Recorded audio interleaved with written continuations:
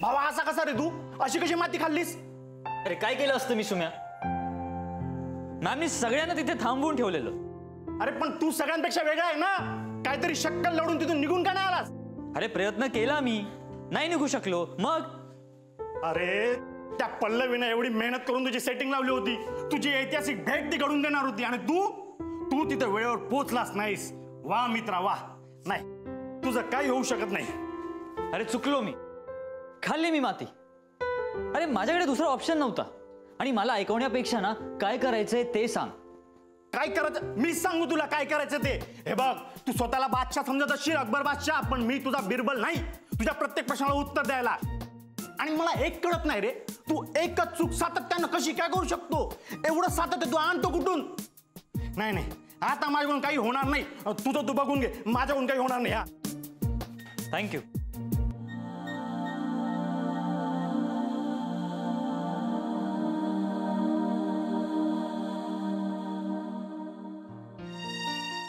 Programme. O please पल्लू, मला ना तुझं खरंच काय ऐकायचं नाही, सो प्लीज.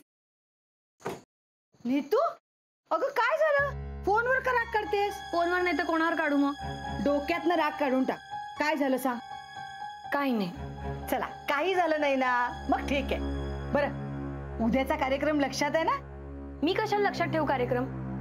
नाही, माझ्या कार्यक्रमाच्या डेट्स मेंटेन करायला तुला ठेवले ना सेक्रेटरी म्हणून. नीतू, तू ना खरंच खूप भाग्यवान आहेस. तुला असा मुलगा पाहायला येतोय. एवढं काय त्यात भाग्यवान वगैरे? आणि कोण आहे कोण तो? हा, आणि काय अचीवमेंट्स आहे त्याच्या आयुष्यात? जे काही आहे ते घरच्यांचंच आहे ना. आणि जे करतोय ते पण आई वडिलांच्या जीवावर करतोय. हो, पण तुझ्याशी लग्न करून ते सगळं तुझंच होणार आहे ना. आई मला कसली हाव नाहीये. अगं पण नशिबाने मिळते त्याला नाही का म्हणायचं? नतद्रष्टपणा ठरेल तो. आणि असेल ना त्याच्या आजोबांनी बाबांनी ते कमवलेलं, पण कमवले कोणासाठी? तुमच्यासाठीच ना. Give me a break.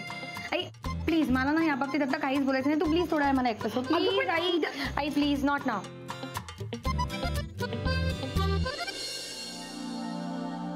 उद्याचं तरी पण लक्षात ठेव. आई माणूस आहे म्हणजे तो चुकणारच.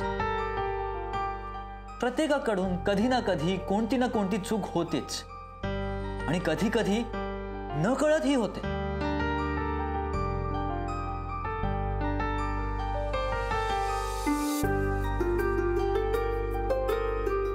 आपल्याकडनं चूक झाली म्हणजे आपण करायला जातो एक आणि घडतं भलतच. आणि ह्याला जबाबदार असते ती सिच्युएशन. हो मित्रांनो, सिच्युएशन. त्यामुळे जरी वरून आपल्याला एखादी व्यक्ती चुकीची वाटली तरी खऱ्या अर्थाने त्या व्यक्तीचीच चूक आहे असं नाही. खरंच गाडी शिकायची यार. आणि मी रोज प्रॅक्टिस करते ना प्रॅक्टिस. काय तर प्रॅक्टिस करते सांग तिला. क्लचवर पाय ठेवते आणि गाडी नुसती भुरभुर भुरभुर भुरभुर. इंडिकेटर लावा म्हणलं तर वायपर लावून ठेवते.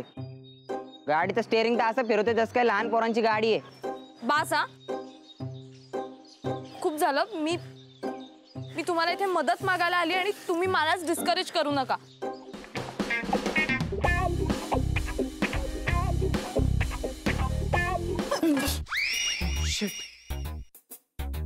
तू पण इथे लपलीयस?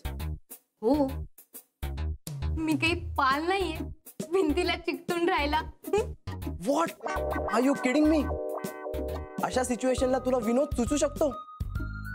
कसं असतं ना, अशी सिच्युएशन आली की आपल्याला टेन्शन येतं आणि मग ते टेन्शन घालवण्यासाठी विनोद करणं चांगलं.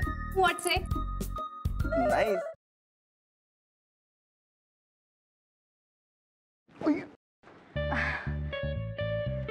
सॉरी. It's okay.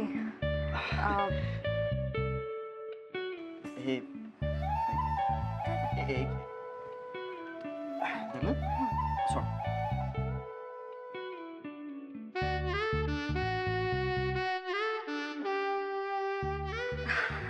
अरे थँक्यू. अरे त्या दिवशी ना माझ्या फ्रेंडचा फोन आलेला आणि ती अचानक मला बोलायला लागली की तिला कॅम्पिंग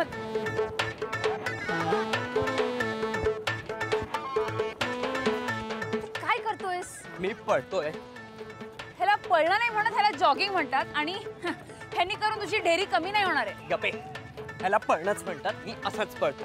तुला पळायचंय तर पळ. अरे पण तू का पळतोयस? अरे आपले मित्र आहेत ना, त्यांना विचारायचंय त्यांची युवागिरी काय आहे. वा! हो चल. आ!